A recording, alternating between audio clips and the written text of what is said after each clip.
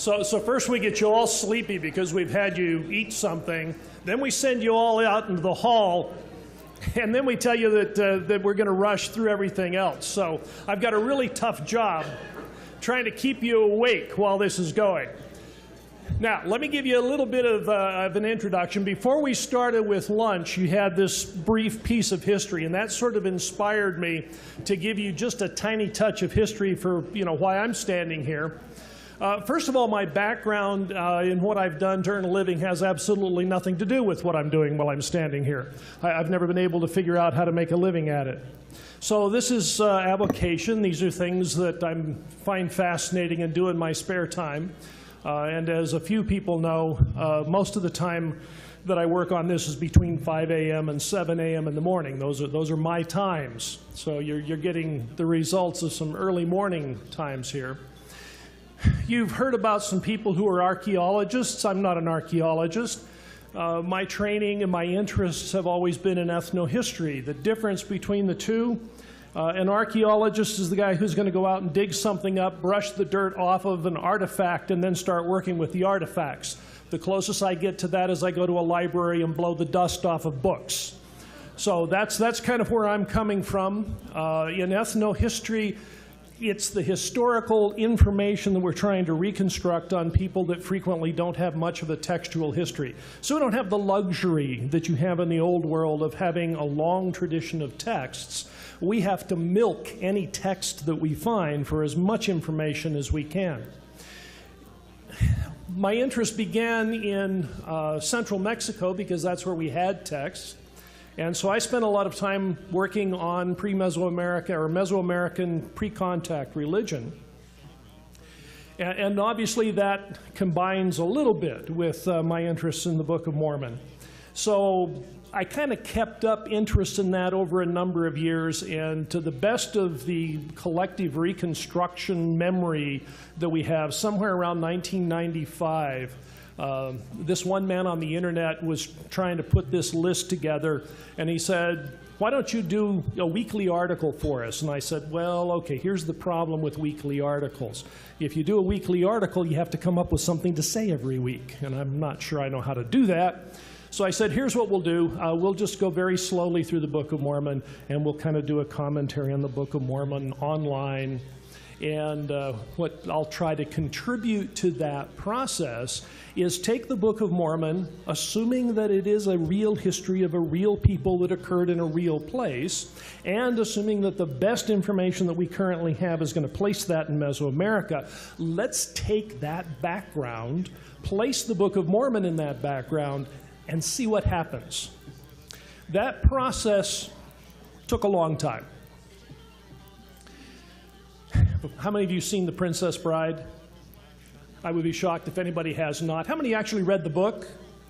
Read the book. It's actually extremely good, and up until a certain point in the movie, the book is better, and then the movie's better after that. But anyway, if you remember from the book, the man who is reading to his grandson is reading from a particular book that was apparently much longer than what he was reading, but he was reading the good parts version.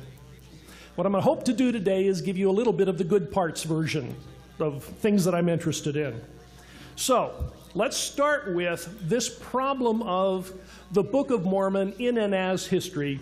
And what I'm going to be looking at is what we can do with the Book of Mormon that might be able to answer the question, can we demonstrate that the Book of Mormon really happened to real people? Is it an authentic record of an ancient people? So that's kind of the direction we're heading in. Okay, first of all, anybody who has not seen this picture before, raise your hand if you have not seen it. Okay, good. If you have not seen it, see, for the people who've seen it, you might know what I'm going to do with it, and we don't want to give hints to anybody. So only for those people who have not seen it before, do you see an animal in that picture? Yes, what do you see? You see a dog, okay. And don't be embarrassed if you don't see a dog, but and just because I'd like to know, is there anybody who has not seen the dog?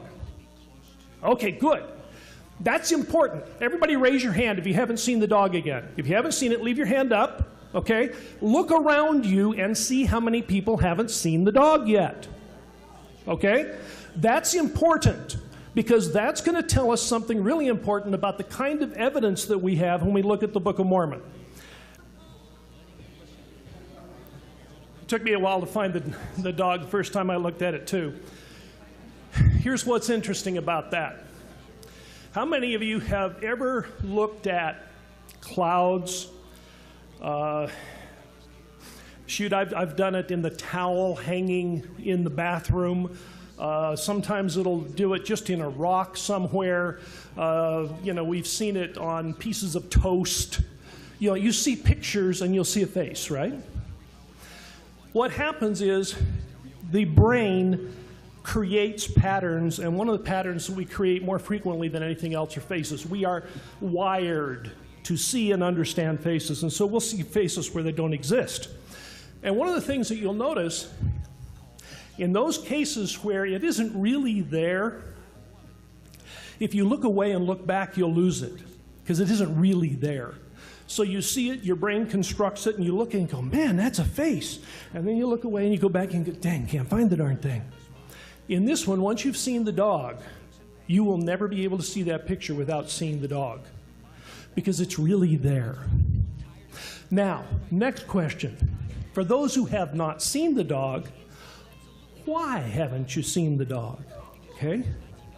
The answer is, and it's important, the answer is you're not making the connections between dots when those connections are not there.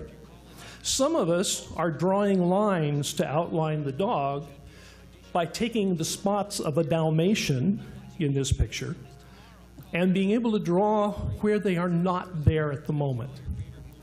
That is a perfect analogy of where we are right now in the Book of Mormon. In the Book of Mormon, we have some of those spots that are defining places in the Book of Mormon where we can say, this is how it fits with history. We're missing some of the lines that connect all of those dots. That does not mean that we don't have evidence. It means that we still have things to do. But for those of us who have seen the dog of the Book of Mormon, who've been able to look at the evidence that's available, it becomes impossible not to see the dog. I cannot read the Book of Mormon without now reading it into and against a Mesoamerican culture. It makes more sense to me in that context, in the background and the history of that part of the world, than it ever did when I had to read it without a historical background behind it. Now, when we get that kind of information, then we can learn things about it. And what should happen if we have the correct location for the Book of Mormon is that location should begin to teach us things about the Book of Mormon that otherwise we might not have known because we would be missing that cultural background. So, part of the good parts here is what are we going to do to try and create something where at least I can show you where the spots are so that we can begin to make the links and know what this dog looks like in the Book of Mormon. What happens in the Book of Mormon is that it is never intended, when Mormon writes this thing, it's never intended to be history. If you remember, Mormon says he's taking everything from the large plates of Nephi, and the large plates of Nephi are intended to be history. And he's doing something with them. What he tells us that he's doing with them is taking that history and saying, through this history, we will now demonstrate that Jesus is the Christ, the eternal God. That's the message. That's what he's doing. And that isn't history. That's taking lessons from history and saying, from history, let's now learn something very, very important. Now, we've got this time and place. Interestingly enough, this is a time and place that is somewhat confusing because it takes place at a particular time. And this particular time is after the conquest by the Babylonians, but before the destruction of Jerusalem by the Babylonians.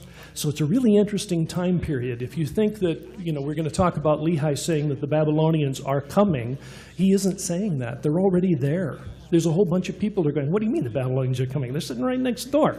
They came a year or so ago, whatever they came, and yeah, it was really bad, but Jerusalem's still here. What are you talking about? Okay?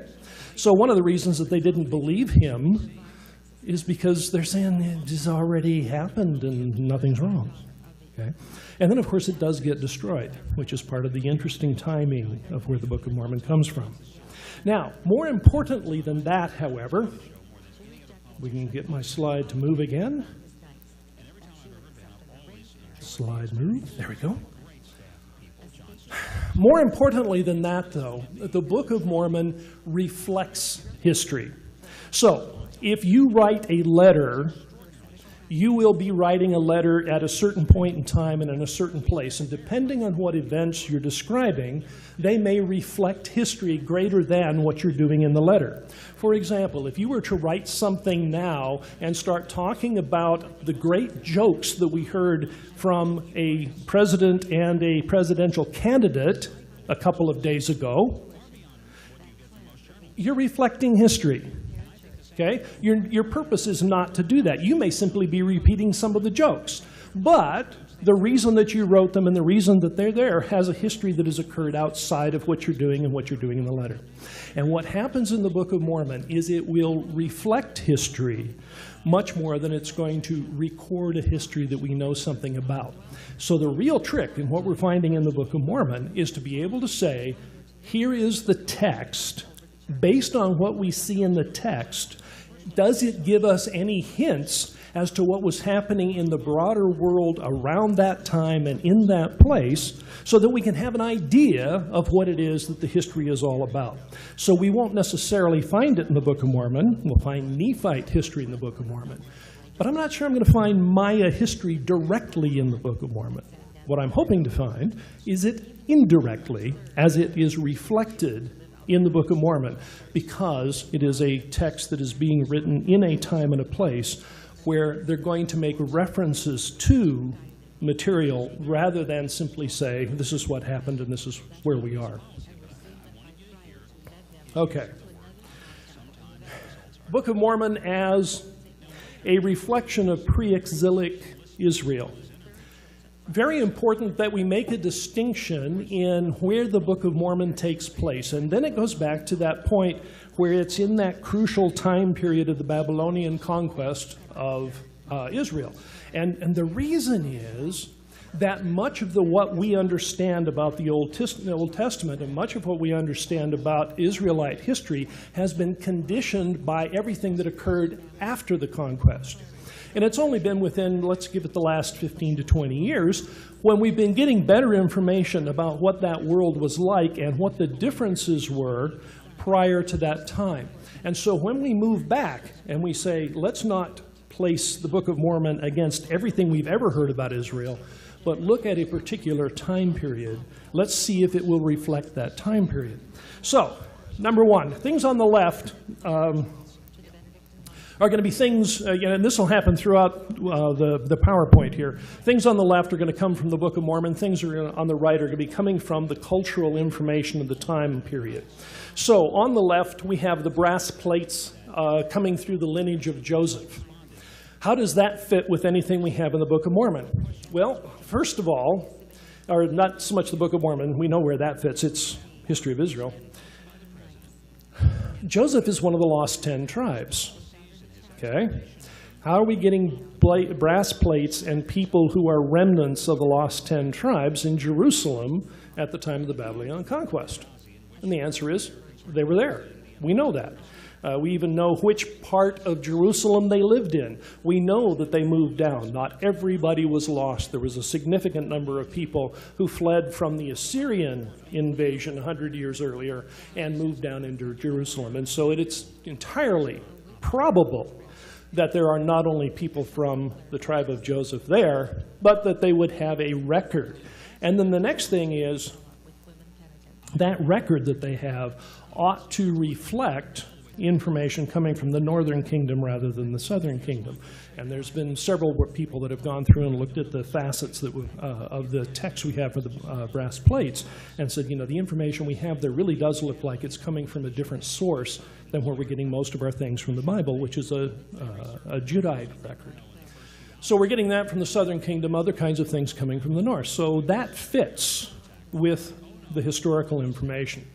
Of course, when Lehi is predicting the destruction of Jerusalem, he isn't predicting that the Babylonians will come. They've been here. The destruction occurs later after his people have left.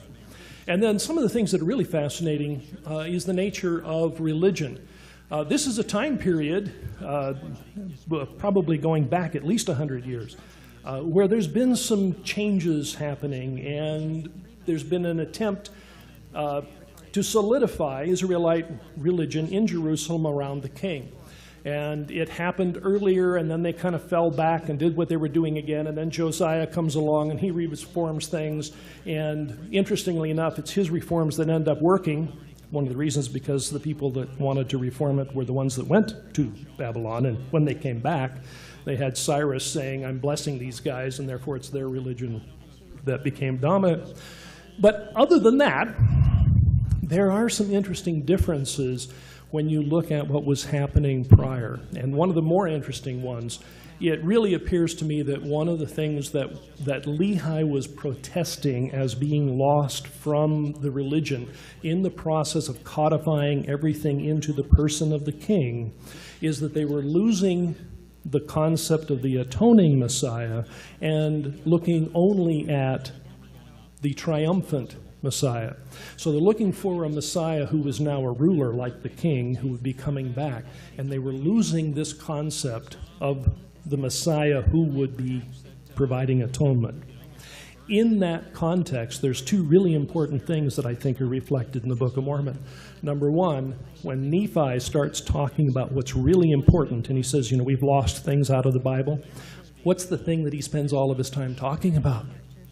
Christ as the atoner. It isn't Christ as the Messiah. It's Christ as the one who provides the atonement. And that's what he spends his time on, because he thinks it's being lost. Okay? Now, next really fascinating thing. We really vilify Laman and Lemuel. They get to be our bad guys, and we never say anything good about Laman and Lemuel, which is probably too bad and probably inaccurate. It's entirely likely that inside the family, there were actually Republicans and Democrats together in the same family. And they disagreed. Now, I know you have a hard time believing that somebody might disagree with a Democrat or a Republican. I understand that. But it's quite likely that what was happening in that family is you have two brothers who were the ones who were going to inherit all of the wealth and the position anyway, who were a little bit unhappy that they weren't going to be there in this new regime and this new way that was solidifying everything in Jerusalem. It really looks like Laman and Lemuel really like what was happening, and it's Nephi and Lehi who are saying, no, there's some things that really ought to be reformed. And I think you will see inside that one family a microcosm of the larger divisions in society that happened at that point in time and were not relevant after, and were rarely relevant, let's see, even 100 years earlier than that. We've got a narrow time frame where the history that is reflected in the Book of Mormon could possibly have taken place. All right, I'm not going to read this one to you. Read while I'm talking. Next thing that happens is another reflection of what's going on in this time period. This is a time period where there's all kinds of conflict happening, and so you will have fleeing prophets. And most of the time, people who flee Israel are heading towards Egypt. And in this particular case, Urijah is fleeing towards Egypt and gets caught. There's two things that are really interesting and important about that one. Number one, we now have some corroboration that there were prophets who were fleeing Israel at about this time period. So this is an accurate reflection. When Lehi leaves, he wasn't the only one. The next is we have a possible explanation for why he didn't go to Egypt. If he knew that people were getting caught when they went that way, he and the Lord would have said, let's go some other way. Let's try someplace where they're not looking for us. Next piece of information. This one's really fascinating, not so much because it's the tree of life, but because of the explanations around it. And because we're running out of time here, I'm not going to take too much more time on this one, but there's a lot of information about how this particular vision of the tree of life fits into that particular area. And I think what you ought to notice just at the end, and this is non-Mormon scholar Margaret Barker who's saying this, read this very last sentence. This revelation to Joseph Smith was the exact ancient wisdom symbolism intact and almost certainly as it was known in 600 BCE. Okay?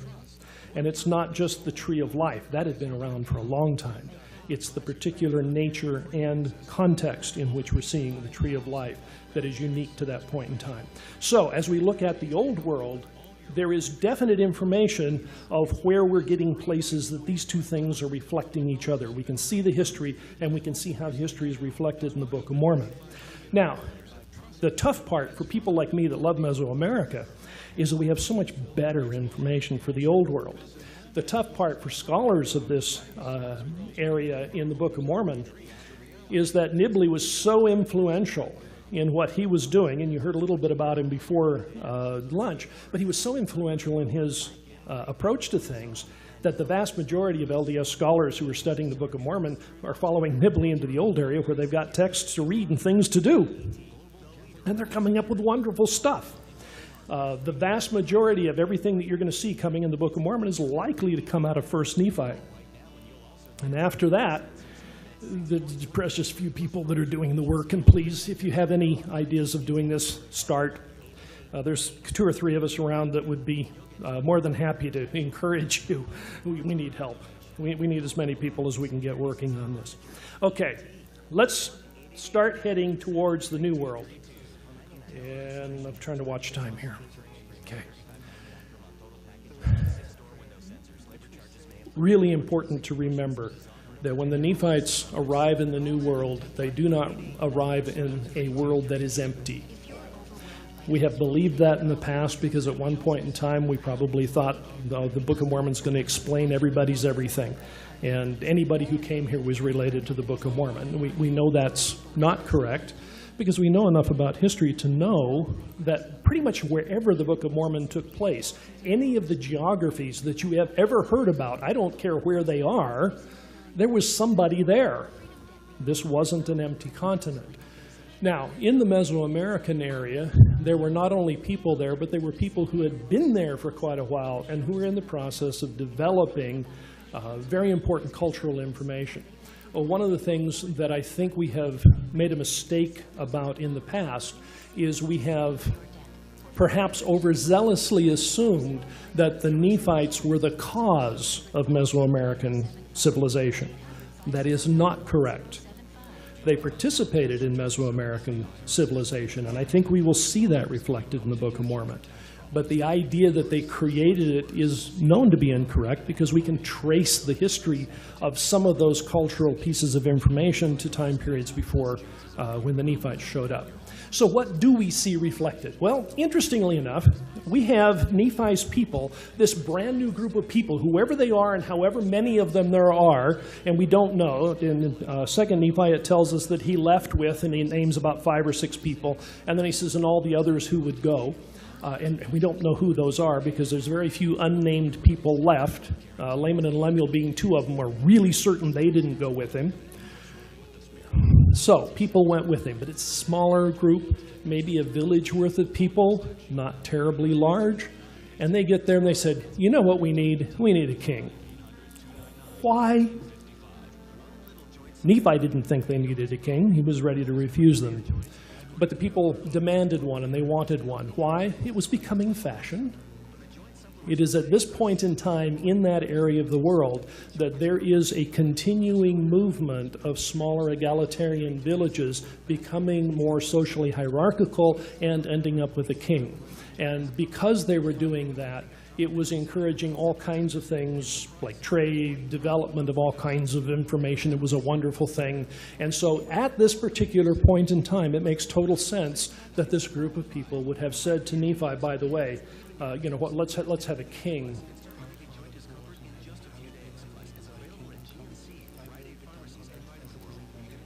Let's have a king.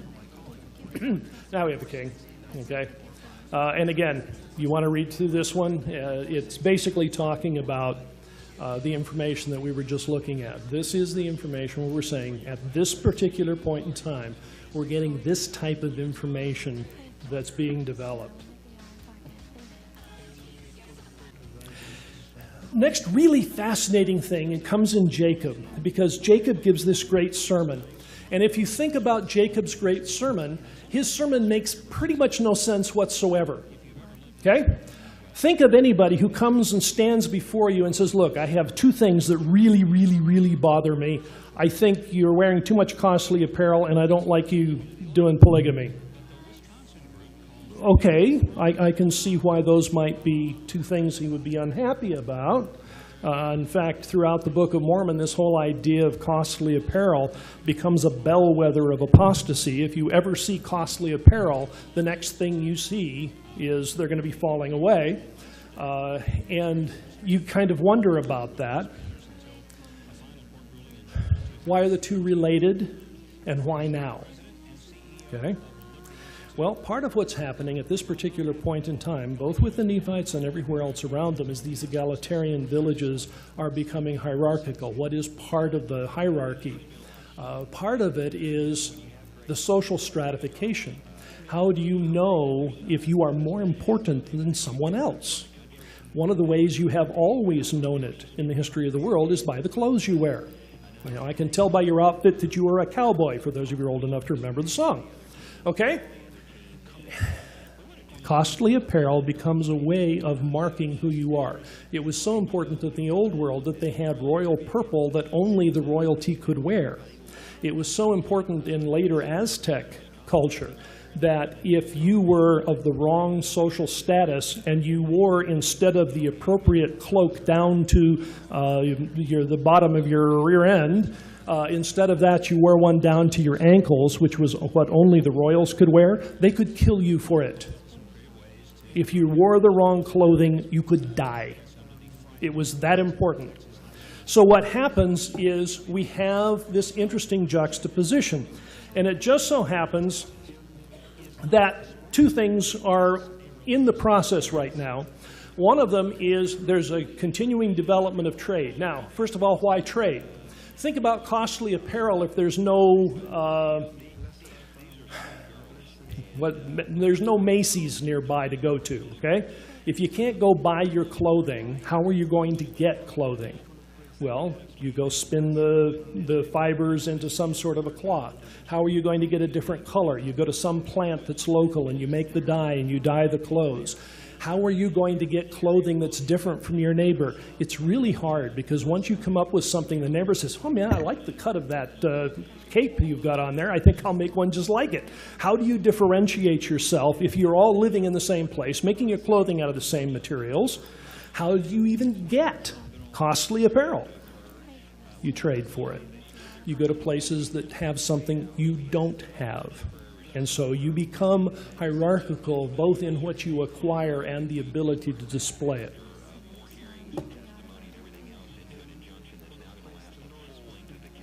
Oh yeah, see, I was supposed to show you that, but you didn't want to read that much anyway. The next one.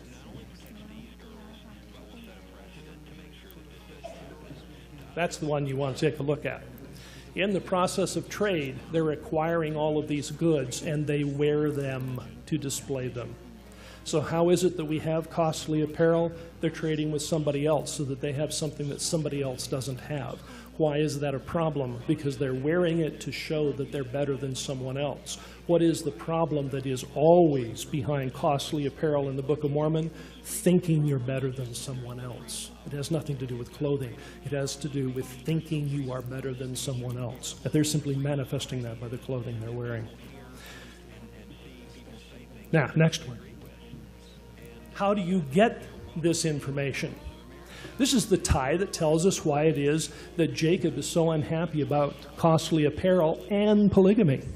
In looking at how these things developed, LDS archaeologist John Clark was looking at this, and he said, we have this idea. It's called an aggrandizer, someone who is trying real hard to better themselves. And if you're going to be trading, then you have to have trade goods, and the more trade goods you have, the more you can trade for, and therefore the more you can accomplish.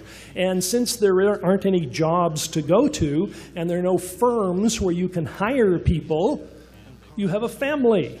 And the bigger your family, the better your production base. And so one of the things that went along with this process was polygamy. And they said, let's get bigger families. The bigger families are going to allow us a more production base. And those two things were happening in the world that the Nephites were in at the time when Jacob is going, oh, wait a minute, this is making a mess out of us. This isn't what we want. So, does the Book of Mormon reflect history? It certainly appears to in that area, and explains why those two things simultaneously are the things that Jacob is unhappy about. There we go. Next thing, move up in history. Somewhere around 200 BC, the Nephites, I said leave, driven out is perhaps a better word. They're going from the land of Nephi, and they're going up to the land of Zarahemla, where we know, of course, they meet with the people who are the people of Zarahemla who are descended from Mulek. And then they meet with this people, and we have two pieces of information about them. They've lost their religion and lost their language. Okay? However else you want to interpret it, it means two things. They have a different religion than the Nephites, and they speak a different language than the Nephites. Okay?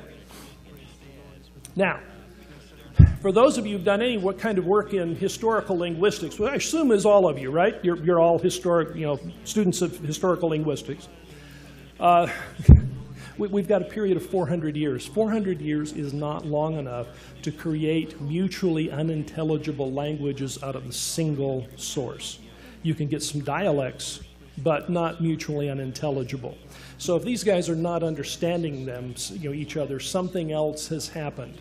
Without really knowing too much else about it, we have Nephites coming into one area, Mulekites coming into another area, and in those two areas, they would be coming into contact with people who spoke different languages. One or both of them picked up the language of the people that they were with. It was different from the people that were with the other ones. They get together and they don't speak the same language. Somewhere in this process, not only do the people of Zarahemla, not only have they acquired a different language, but by this time they have acquired different gods and they believe something differently. They are probably quite Mesoamericanized. Sufficiently so that there is conflict in Zarahemla that is based on religion and politics. And in any part of the ancient world, anytime you hear religion, think politics. Anytime you think or hear politics, think religion. They were exactly the same thing. Who bolsters the person who gets to be the king? God, of course. And religion typically is communal, and so everybody believes the same thing.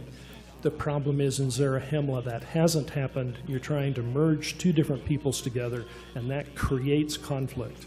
Now, what's happening in this area in Mesoamerica? We know that there are some trade routes that would go from the putative land of Nephi up into this area where we're suspecting that the city of Zarahemla might have been. So if there's already a trade route there, now we have a decent explanation for why Mosiah went in that direction. Wouldn't be just because the Lord said so. He would have said, we already know something about these people up there, and they're at least nice enough to trade with you. Why don't you head up there? They probably won't kill you. The next thing is, we know from the history that at about somewhere around 200 BC, which is best guess ballpark for when Zarahemla is founding the city, and we can argue about when that city was founded, but since it's the city and the king Zarahemla is still there, decent chance that he's the one who founded it.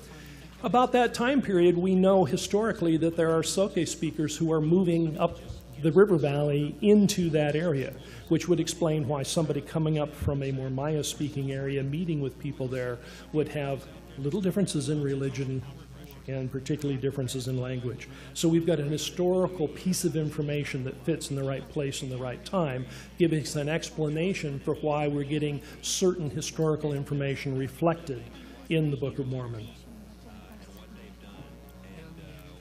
That was my quick. Okay. Other kinds of things that are reflected in the Book of Mormon. We have two things that happen with Mosiah and his grandson Mosiah. We have Mosiah translating Coriantumr's story from a stone. This is one of the ways that they recorded stories and history in that area. Now, they painted a lot of things, so they might have had something that was painted, but in this particular case, it specifically says that there was a stone. If Joseph, who is writing this imaginative novel, has already imagined plates and is later going to talk about plates from the Jaredites, it's really unusual that he's talking about a stone, except in this context it is not. Now, we also have his grandson Mosiah interpreting writing with stones, with interpreters, which are later given to Joseph Smith and used for that same purpose. We don't have Mesoamericans who are translating documents with stones, but this is a place where they do have the sastun, which is some sort of divinatory rock where they can communicate with, understand the will of God using a stone. Now, the time period's different. And you probably don't want to read through all of that. What's really important is down at the bottom. You see that, Mark? That's you. Mark in the back there. This is information I borrowed quite liberally from him, since I didn't know it until he was telling me about it. But there's really important information that says that the concept of using a stone to receive information, and you know that Alma is going to consult God through the interpreters to find out what to do to help Captain Moroni with the armies, that is a concept that is at home. Although in this particular case, our time periods are a little bit different, there's enough information there that tells us that this is something that is a cultural facet of that area. Next thing that's really fascinating, we have Mosiah the grandson, who changes the nature of politics, which of course has to go along with religion, and he changes everything from a kingship to the rule of the judges. That sounds like a completely culture-changing kind of thing, except in Mesoamerica it would not have been. In that area of the world, there would be councils that would work with the ruler, and they were kind of just below, and in that area of the world, what appears to happen is you've got a king at the top and then this council down below, and what it really looks like in the Book of Mormon is they just took the top off and said, well, let's just move down a layer. What happens with the reign of the judges? For those of you who think that it reflects Republican concepts, it does not. The judges inherit their position. They're not always elected. There is something that's called the voice of the people, but the voice of the people was active when King Benjamin was made king. If I remember correctly, it was certainly active when Mosiah is trying to get his sons enthroned. So the voice of the people, whatever that was part and parcel of the monarchy and simply becomes something that is continued when they move that top piece off. So in the context of that area, this isn't the major change that it appears to be. And it isn't something that is saying, by the way, let's take North American United States democracy and impose it on this record. That isn't it at all.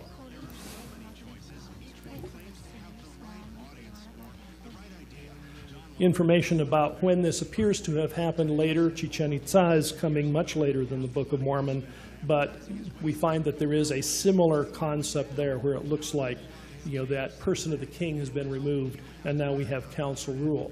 So same area of the world, same concept, different time period, but it appears to parallel the kinds of things that are happening in the Book of Mormon. The story of the anti-Nephi Lehis is really quite strange. But this is one where if you put that story in a Mesoamerican context, there are certain parts of it that make sense that don't make sense otherwise. For example, these people claim to be murderers. All of the women claim to have been murderers. Who in the world has murdered that many people as a nation? Where is it that there is this whole group of people, imagine everybody here, saying, oh yeah, we're murderers? It doesn't happen. Okay? If you've been in the military service, you might have killed someone. No one calls that murder. Okay? You heard about that earlier. there's a difference between killing and murder. So what is it that's happening? What appears to be happening is that these are all people who have been part of a Mesoamerican cult of war where their religion was intimately involved with not only warfare, but the human sacrifice that was attendant to warfare.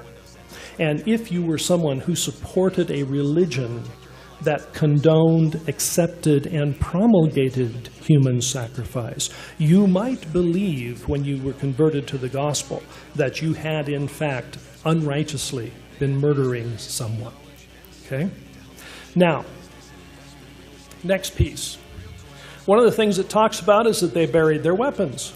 Oh, that's fine. We all know about burying the hatchet, which of course is much, much later and very different than what these guys are doing.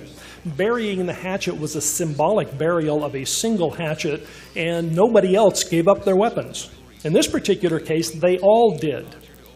However, there is a Mesoamerican process where they call it a cache, comes at the beginning of major events, and one of the things that you will do at the beginning of a major event is to offer offerings to the god and bury them. Now, it does not say that they broke their weapons, but I kind of suspect that they did, because that was one of the things that might happen in one of these caches, that you would break it as part of the offering to the gods. You can imagine that if you had buried a few $1 million in gold bars in your backyard ground, and you'd done that as an offering to God, if things really got bad, you'd probably remember where you buried them. Okay? The fact that they buried the weapons does not mean they could not have them again, but it was a covenant, and it was a new representation of the covenant. So religiously, it makes sense in that context. Part of the really amazing story, of course, of these people is that they submitted as the Amalekites were coming in to take over. Part of the story that we forget about, but is tremendously important, is that the Amalekites were trying to replace the king. They were trying to take over the kingship in this land of, Mormon people call it land of Nephi, pretty much assured that the people of Laman did not call it land of Nephi. But they wanted to replace the king. One of the things that you had to do, based on Maya culture, if you are going to seat a king, you are going to sacrifice people who were captured in battle. That's one of the things the king needed to do. The anti-Nephi Levites weren't fighting back. They didn't count. If you're going to, the Amalekites took over the city. There was no resistance. Of course they're going to seat the new king. But now they need people who were captured as they were fighting, and there weren't any. So they do what Mesoamericans kings often did. They went off to some totally unsuspecting city, raided it, and the only time in the Book of Mormon that it ever mentions one of these wars where they do not impose tribute but they take captives is in this case. The only time we hear about it. They don't say, I think I'm going to go over there and I think we're going to loot everything there and come back rich. They don't do it. Other times they did. Other times they said, hey, by the way, we conquered you, give us stuff. This time they said, captives. And they took captives back, because that is what they needed to seat their king.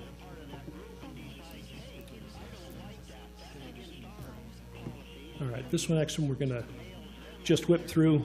You heard Brother Lund talking about the volcanoes, and so this is another one where we have an area of the world where these kinds of activities replicate what happens in the Book of Mormon. What we would really love, of course, is to be able to say we know exactly which volcano exploded at that particular time point so that we could say this is the one. Two things. One, dating the eruption of the volcano is not precise. I know of one from San Salvador that they've redated multiple times, kind of fiddling back and forth with a couple of hundred years. Second, based on the information that we have in 3rd Nephi, it is at least clear to me that there was not a single volcanic eruption, but there were several that were happening in about that time period. And so we're getting reports from different places that are occurring. So this is a time of volcanic activity, probably in more than one place. And all that we can say is, first of all, this is an area that is prone to volcanic activity, and that within a, let's say, 100 to 200 year time range around the time of Christ, there were known eruptions of volcanic eruptions in that area. Exactly which one, don't know yet. Cross my fingers, we'll figure it out at some point in time. All right, you got to go to this last one. Here we go. Here's what I want to end with. On the left is a statement I see frequently in people who are looking at Mesoamerican information. They say, I have read these things about the Maya, I have read these things about anybody down in Mesoamerica, and they do not look like the Book of Mormon at all. Okay? So, optical illusion again. What are you looking at on that picture? It's a house. What else do you see? You see what? Brickwork. Yeah, you see a shadow of a tree. How many of you see a face? See? Wasn't the first thing you saw, right? If you look, how many of you have not seen the face yet? Okay, good. You're seeing the face. That's important again. Because once you have seen the face, you look at that and the first thing you see is the face staring at you. Although it is a picture of a house, it is a picture that has brick, it is a picture of the shadow of a tree, and none of those things are faces. So it is entirely possible, and indeed probable, that someone will look at that and say, yeah, I don't see a face there. I see houses, and houses don't look like faces. That does not mean that the face is not there. The fact that somebody else looks at Mesoamerica and says, I don't see the Book of Mormon, probably says more about the way they envision the Book of Mormon than it does about the Book of Mormon. The Book of Mormon is there.